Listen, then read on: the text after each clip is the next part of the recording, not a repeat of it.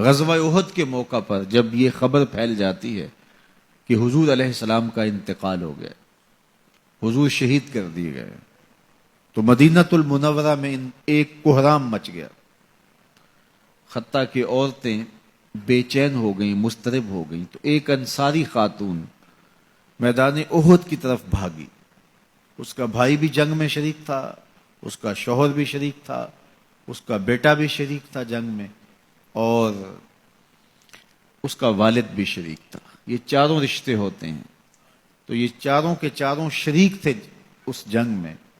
تو جب یہ خبر پھیلی کہ حضور شہید کر دیے گئے ہیں، تو اس حالت کے اندر وہ عجیب اضطراب کے عالم میں دوڑتی ہوئی احد کے مقام پہ پہنچتی ہے، تو راستے کے اندر اس کے بھائی کی لاش پڑی تھی، اس کے باپ کی لاش پڑی تھی، اس کے شوہر کی لاش پڑی تھی، اس کے بیٹے کی لاش پڑی تھی، اور وہ چاروں لاشوں کے قریب سے گزر گئی اور وہ پہچان بھی نہیں پائی۔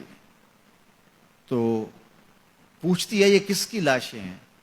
تو کہا کہ یہ تیرے بھائی کی لاش ہے، یہ تیرے باپ کی میت ہے، یہ تیرے شوہر کا لاشا پڑا ہے، یہ زخموں سے چور زندگی کی بازی ہار کے شہادت کا دولہا بن کے تیرا بیٹا لیٹا ہوا ہے۔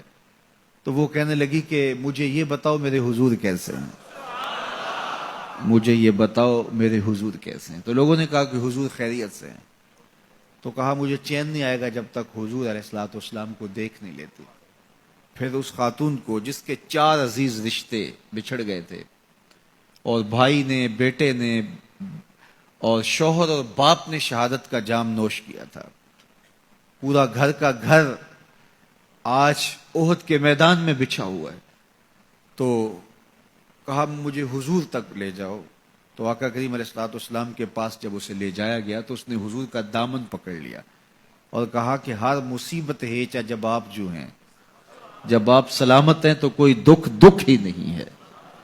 تو ان کی یہ محبت اور ان کا یہ پیار دیکھنے کو نصیب ہوتا ہے، ورنہ ایسے مواقع پہ جب اتنے عزیز رشتے بچھڑ جائیں تو پھر اپنے جذبات پہ کون قابو رکھ پاتا ہے اور کون کسی کو یاد رکھتا ہے۔ لیکن ان کی محبت بڑھی ہوئی تھی ہر رشتے سے آگے، اور ہر عزیز، ہر رشتے دار، کائنات کی ہر شے سے زیادہ وہ حضور علیہ السلام سے پیار کرتے تھے۔